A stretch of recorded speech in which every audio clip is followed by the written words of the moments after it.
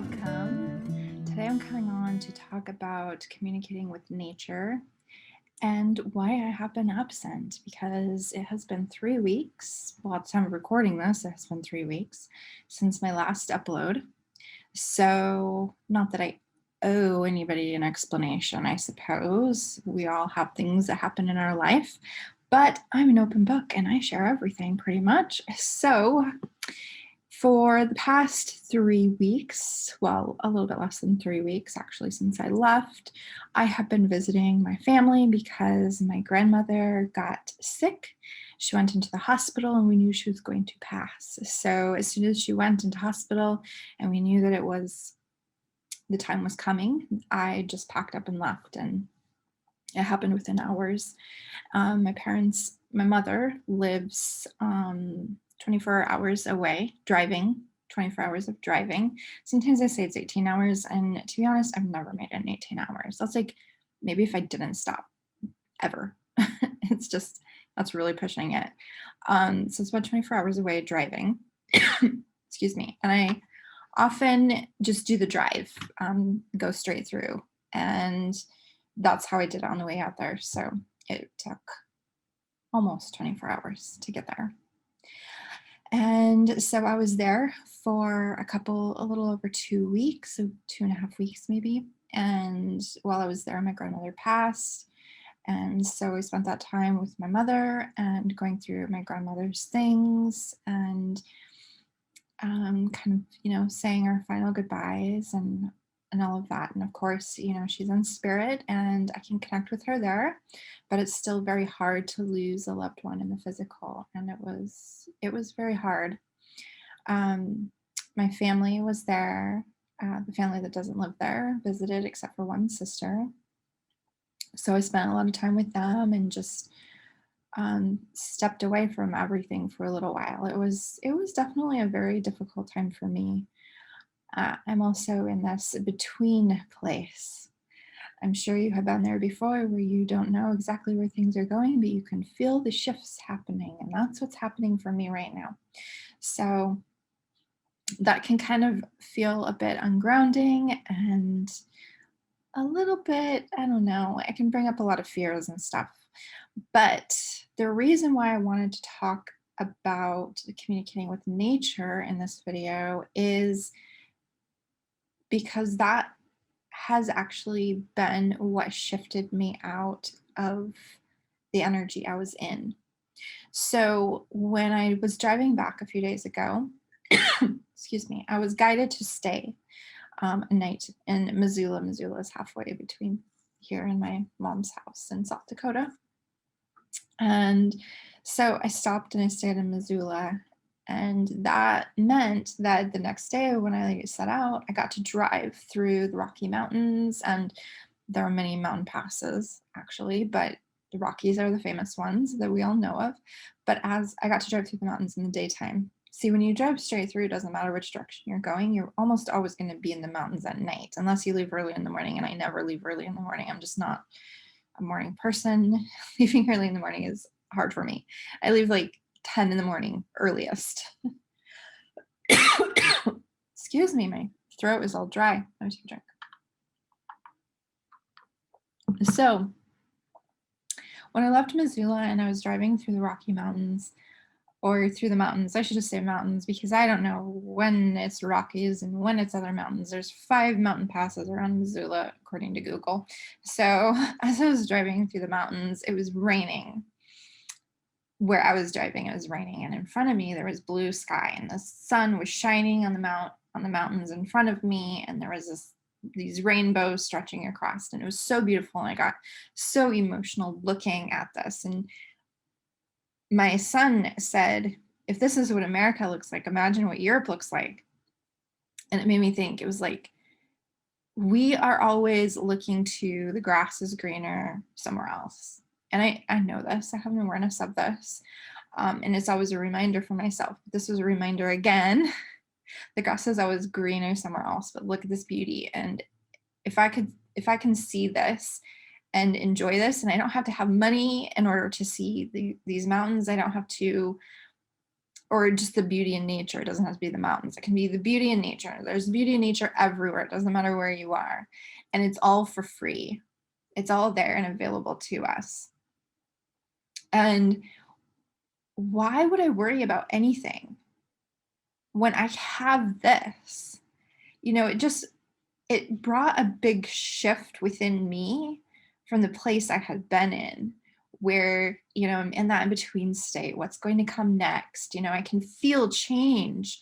I can feel that urge to start packing my stuff and prepare for something different in my life, but I don't know what it is yet. And that can bring up a lot of fear, because our human selves want to know what's happening next. Where am I going? What do I need to do? I need to prepare. And I can't. Like, there are some things I can do. I can get rid of the things I don't need in my house anymore. I can, make it easier so when it is time, then I can do it more quickly. A lot of the stuff that I have is ready to go. I've been talking about this for months. It's time to get rid of a lot of the things that I have and be prepared for some big change. I just have to allow that change to happen and for it to be whatever it is meant to be without trying to control it. So, driving through these mountains, and Merlin steps forward as a guide that I'm communicating with, and he's telling me a lot of different things. And he kind of steps back at one point where we had these long conversations, but this whole time we're driving through these beautiful mountains, and I start to feel the frequency, the energy of these mountains, and like them beginning to communicate with me and speak to me. And it's not like a guide speaking to you. It's more like you can feel the energy of them, but it's more like a knowing flowing through me and this connection to the earth, the land, and just the spirit of the land, the spirit of the mountains. And everything has a consciousness within it. Just like we know, like every rock, every stone, every crystal has a consciousness. Every tree, every plant, everything has a consciousness. So the mountains, they have a consciousness as well. And we could individualize them, but I didn't. I just felt the mountain speaking to me. Maybe as a collective, we could put it that way, as a collective energy, communicating with me about worry and how there's nothing to worry about because there's everything I need provided for me by the earth. There is always food, you can grow it. There is always um, beauty is all around us because we live on earth. It is a beautiful planet. It doesn't matter where we are, there's beauty. We may all have a different opinion of what beauty is. I'm not a desert person. I have a harder time seeing the beauty in the desert, but it's there if you let yourself see it, if you let yourself just feel that connection with the earth itself. But you don't even have to be in these places physically. It's just like I journey to different places on the earth. I journey to Glastonbury. I journey to Ireland. I journey to the Himalayan mountains. Like I travel to all of these places, and it's all free and it's all available to all of us. It's all there for us. So these mountains were speaking to me, and as we drove through them, I just felt this energy lift from me.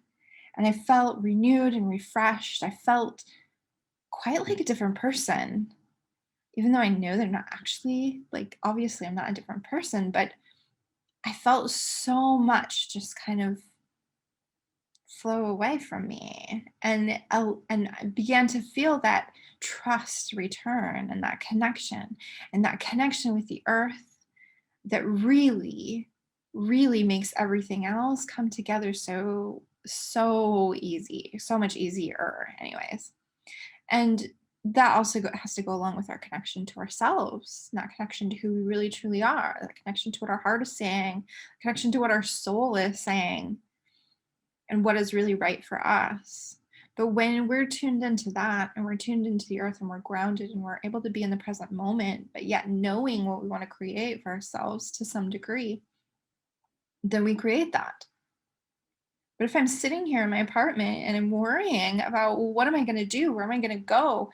And I allow the panic that my ego, and all of that wants to bring up, like, that's not going to serve me. That's not going to help me get anywhere.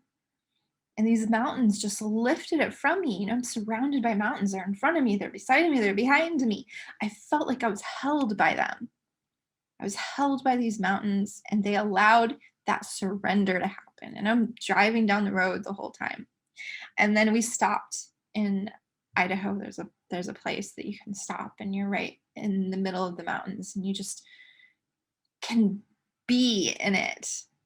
And I just felt there was a river running by, and I just felt like this whoosh of the energy, this big release and this big return to me and return to the land after a period of time kind of feeling distanced from it just because of life and the things that were happening in my life. So this kind of brought about this desire to come on here and talk about communicating with nature, because we can, like I said, communicate with all of the different things in nature. And we tend to overthink it. Our human tends to overthink it. And in fact, it is quite simple. And it isn't, it is in the allowing it to be whatever it is, allowing yourself to feel, see, know, hear, whatever way it's coming to you, just allowing it to be what it is without questioning it. Well, you can ask questions, but without being like, what does that mean? What does that mean? What does that mean? Instead of just being like, okay, this feels really amazing. I'm gonna allow myself to just feel this. And later it may make more sense. Just like in the moment of everything happening in the mountains, it became more clear later than it was in that moment, because it was happening. It was a process of happening. And I was aware of it. I was feeling it. I was emotional, but I couldn't have come on and just talked about, oh, this is what the mountains did to me. I wasn't yet clear on the whole bigger picture of it.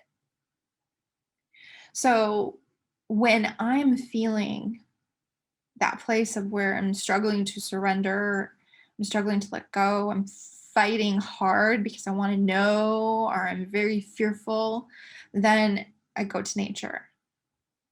And my situation in the mountains was extra powerful, but I'll go and sit with my trees and I'll ask them to help me to hand this over so that I can let it go and I can trust that everything is really going to be okay.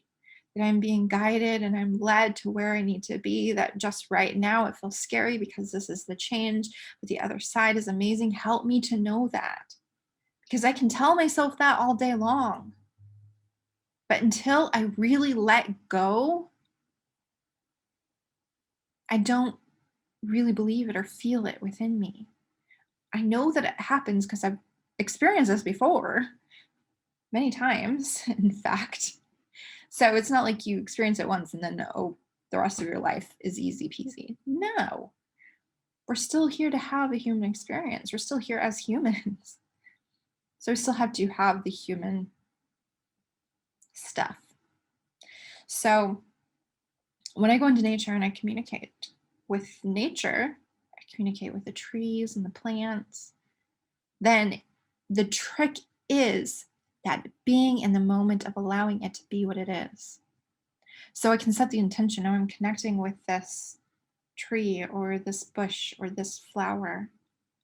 I'm going to connect with it and I'm going to allow it to be what it is. And you can ask yourself, what am I guided to do in this moment? Am I guided to smell the flower? Am I guided to lay my head against this tree? Am I guided to lay my hands on the earth? What are you guided to in just in that moment? And then you do that and you just allow it to be. And if you don't know what that is, just sit back. Sometimes you need to step back a moment because you're too attached to it. You're too attached to how you will receive it. You're too attached to what they're going to say or what they're going to do. And they don't speak. Like, we all experience things differently, but in my experience, they don't speak, yet I can translate it to words.